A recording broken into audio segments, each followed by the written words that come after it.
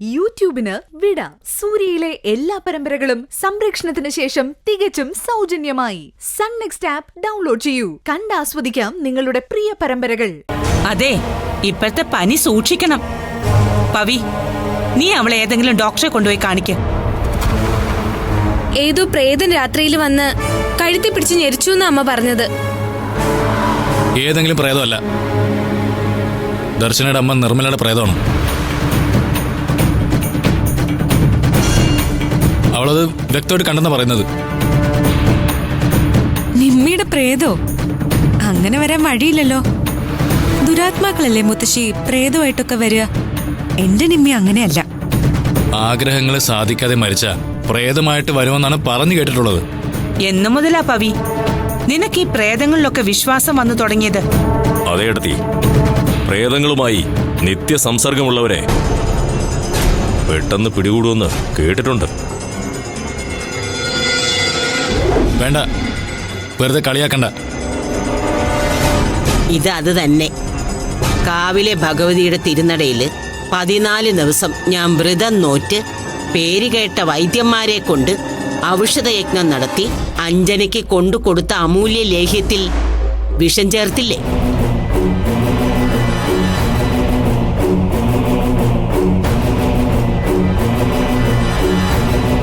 അമ്മേ, ഞാൻ പറഞ്ഞതാ, അവളാണ് അത് ചെയ്തതെങ്കിൽ ഭഗവതിയുടെ തിരിച്ചടി ഉണ്ടാവുമെന്ന്.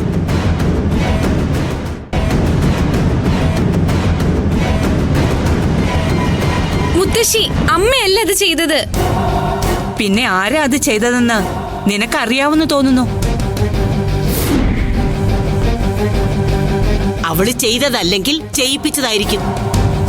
ഇന്നലെ രാത്രിയിലും ഇവിടൊക്കെ തുള്ളിച്ചാടി നടന്നവളല്ലേ അകത്ത് പനിച്ചു കിടക്കുന്നത്? അതേ, ദേവിയുടെ തിരിച്ചടി തന്നെയാ സുമംഗലേ. ഒരു ലക്ഷണവും കാണിക്കാത്ത പനി അമ്മയുടെ കോപം തന്നെയാ.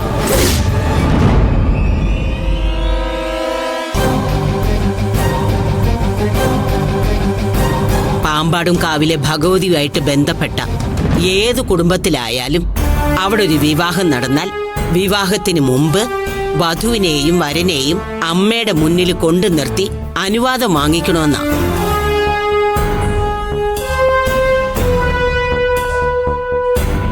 അല്ല, തിരക്കുകൊണ്ടോ ഇവിടുത്തെ തീരാത്ത പ്രശ്നങ്ങൾ കൊണ്ടോ സുമംഗലയ്ക്ക് അതിന് കഴിഞ്ഞില്ല. പരമ്പരാഗതമായി നടന്നു വന്നിരുന്ന ആ ചടങ്ങ് ലംഘിച്ചതിന് പ്രായശ്ചിത്ത പണം വെച്ച് ഇവര് രണ്ടുപേരും ക്ഷമ ചോദിക്കണം. അതിന് ഞാൻ ഇവരെ കൊണ്ടുപോകും. ഞാൻ അതുവഴി തറവാട്ടിലേക്ക് പോവും. മണിയപ്പനും എന്നോടൊപ്പം മടങ്ങുക. ആദ്യമായിട്ട് ഇവര് നടത്തുന്ന യാത്രയല്ലേ, തിരികെ ഒറ്റയ്ക്ക് വരണ്ട, യതിയും കൂടെ വരട്ടെ. ശരി മുത്തശ്ശി. മുത്തശ്ശി, ഞാനും കൂടെ വരാം. ഞാൻ വേഗം റെഡി ആയിട്ട് വരാം. എന്നാ പിന്നെ ഞാനും കൂടെ വരാം. വേണ്ട, ഒരു കാറിൽ എത്ര പേര് പോകും? ഇപ്പൊ തന്നെ 5 പേരായി.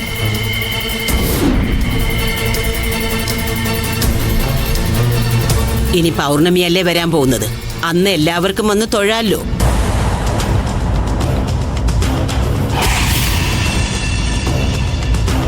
അധിക ദൂരം യാത്ര ചെയ്യാൻ വയ്യ, അല്ലെങ്കിൽ ഞാനും കൂടി വരുമായിരുന്നു.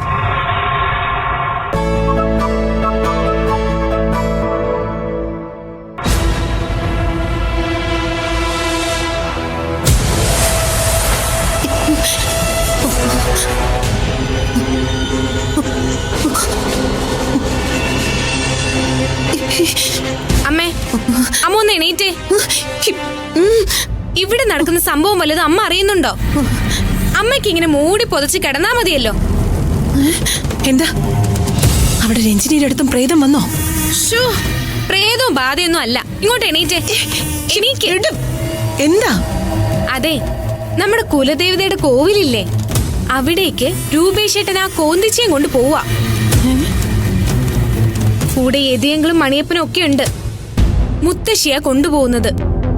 ഞാൻ കൂടെ വരട്ടേന്ന് ചോദിച്ചപ്പോ വേണ്ടാന്ന്. അതൊഴിവാക്കാൻ പരിഹാര പൂജ നടത്താൻ പോവുക. ഞാനും കൂടി ചെന്ന ആ തിരുമേനിയെ കൊണ്ടൊന്ന് ജപിച്ച് ചരട് കെട്ടിക്കായിരുന്നു. അല്ലെങ്കിൽ വേണ്ട, ആ ഭൈരവി സ്വാമിനിയുടെ അടുത്ത് പോവാ. അവരുടെ കൂടോത്രൊന്നും ഫലിച്ചില്ലല്ലോ. കൊടുത്ത കാശ് തിരിച്ചു ചോദിക്കണം. ഹാ ചെല്. രാവിലെ തന്നെ ഭണ്ഡാരപ്പെട്ടി തുറന്ന് കുറെ കാശും കൂടി എടുത്തു. എന്നെ കൂടെ കൊണ്ടുപോകാൻ പറയണേ. അല്ല, ആരൊക്കെ കൂടിയ തറവാട്ടിലേക്ക് പോകുന്നത്? തറവാട്ടിലല്ല, കുടുംബക്ഷേത്രത്തിലാ. ദർശനയും രൂപേഷേട്ടനും യതിയങ്കളും പിന്നെ ആ മണിയപ്പനും ഉണ്ട്. മുത്തശ്ശിയെ കൊണ്ടുപോകുന്നത്. കൂടെ ആ കുട്ടിപ്പിശാജ്, ആ മിണ്ടാപ്രാണി ഇല്ലല്ലോ?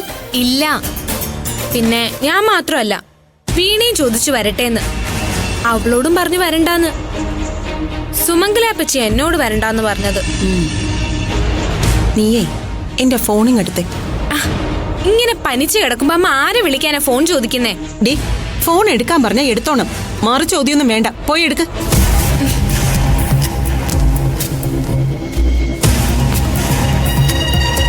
എന്നാ.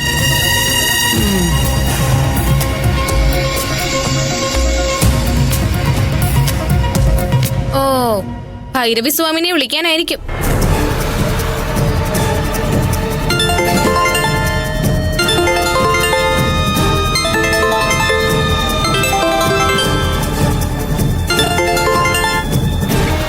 ഹലോ, സുധർമ്മിനി സ്വാമിനിയാണോ? സുധർമ്മിനി സ്വാമിയോ? ഞാൻ സ്വാമിനിയൊന്നുമല്ല, വെറും സുധർമ്മയാ. എന്നാ വെറും സുധർമ്മേ, ഇത് നമുക്ക് കിട്ടിയിരിക്കുന്ന അവസാനത്തെ ചാൻസാ. അഞ്ജന എന്ന കുട്ടിപ്പിശാചിനെ ഇല്ലാതാക്കാൻ കിട്ടിയിരിക്കുന്ന അവസാനത്തെ ചാൻസ്. ആ കുട്ടിപ്പിശാജ് മാത്രമേ ഉള്ളൂ ഗസ്റ്റ് ഹൗസില്. രൂപേഷും ദർശനയൊക്കെ ആ ഡാഗിനി മുത്തശ്ശിയോടൊപ്പം കുടുംബക്ഷേത്രത്തിലേക്ക് പോവുക. നിങ്ങൾ വിളിച്ചു പറഞ്ഞില്ലേ ദേവി കോപിച്ചിരിക്കുകയാണെന്ന്? ആ കോപം മാറ്റാൻ ഏതാണ്ട് പൂജ ചെയ്യാൻ പോയിരിക്കുക. അങ്ങനൊന്നും കോപം മാറ്റാൻ ആ അച്യുതൻ തമ്പി സമ്മതിക്കില്ല. ദേവിക്കല്ല, അതിലും കോപമാ അച്യുതൻ തമ്പിക്ക്. ആ കിളവിയെ പ്രസിഡന്റ് സ്ഥാനത്തുനിന്ന് വലിച്ചു താഴെയിടാൻ ഞാനും കൊടുത്തു കുറച്ച് കാശ്. ഞാനും കൊടുത്തു. അതൊക്കെ മറന്നേക്ക്. ഇന്ന് കൊണ്ട് അവളുടെ ശല്യം തീർന്നേക്കണം. അതോടെ പേടിച്ച് അവളും ആ വലിയ പിശാചും സ്ഥലം വിട്ടോളും. അതെങ്ങനാ? എന്റെ കെട്ടിയോൻ അവൾക്ക് കാവല് കിടക്കാൻ പോയിരിക്കല്ലേ. പോരെങ്കിലേ ആ താക്കോലും ഉണ്ണിയൊക്കെ അവിടെ ഉണ്ട്. എന്തെങ്കിലും ചെയ്യണമെന്നുണ്ടെങ്കിൽ അവളെ ഒറ്റയ്ക്ക് കിട്ടണം. ഇന്ന് അവളെ ഒറ്റയ്ക്ക് കിട്ടും. സമയം ഞാൻ അറിയിക്കാം.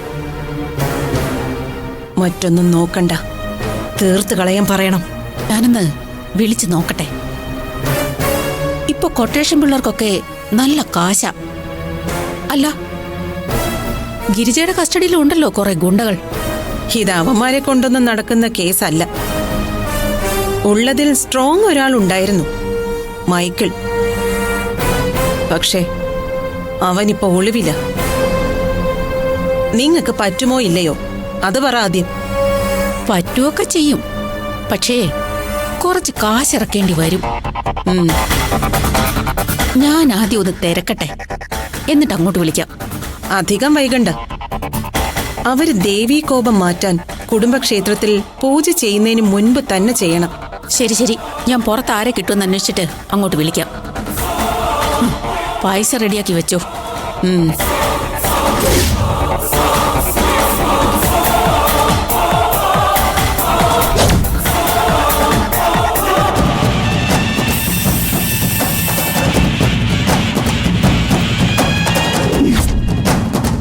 നിങ്ങൾ എന്തിനാ ആ സമയത്ത് മാഡത്തിന്റെ മുറിയിൽ പോയത്?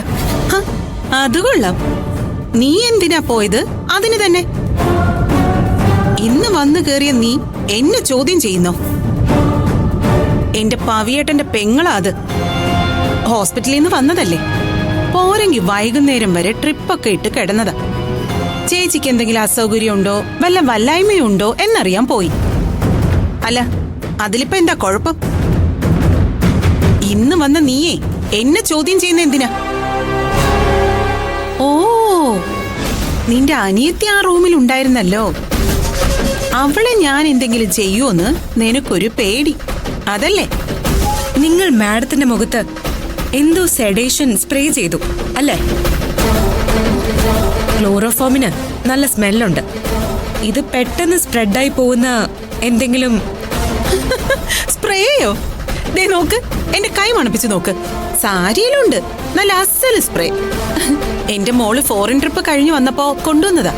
നിങ്ങളുടെ ചിരിയും അഭിനയവും ഒന്നും വേണ്ട. മര്യാദയ്ക്ക് സത്യം പറഞ്ഞു. പറഞ്ഞില്ലെങ്കിൽ ഞാൻ ഇപ്പൊ പോലീസിനെ വിളിക്കും. പോലീസിനെ ഒന്നും വിളിക്കണ്ട. ഞാൻ നിന്നോട് നേരത്തെ പറഞ്ഞതല്ലേ, നിന്റെ അനിയത്തിയെ ഈ വീട്ടിൽ താമസിപ്പിക്കാൻ ഞാൻ സമ്മതിക്കില്ലെന്ന്. നിന്നെ തന്നെ അംഗീകരിക്കാൻ പറ്റുന്നില്ല, പിന്നെയാ നിന്റെ ആ പൊക്കണത്തിയെ കൂടി. അതും കിടപ്പ് സുമംഗല ചേച്ചിയുടെ മുറിയില്. ഞാൻ അവളെ ഒന്ന് വിരട്ടി ഓടിക്കാൻ നോക്കി, ഒന്ന് പേടിപ്പിക്കാൻ, അത്രേ ഉള്ളൂ. നീ ഇപ്പൊ അവളെ കണ്ടതല്ലേ? അവള് പേടിച്ചില്ല എന്ന് മാത്രമല്ല എന്നെ പേടിപ്പിക്കാൻ നോക്കി. അവളെ നിന്നെ വിളിക്കാൻ ഓടുന്നത് കണ്ടപ്പോ ഞാൻ പറഞ്ഞു, അവരുടെ ആദ്യ രാത്രിയല്ലേ, അവരെ ശല്യം ചെയ്യണ്ടെന്ന്. പക്ഷെ അവള് കേട്ടില്ല.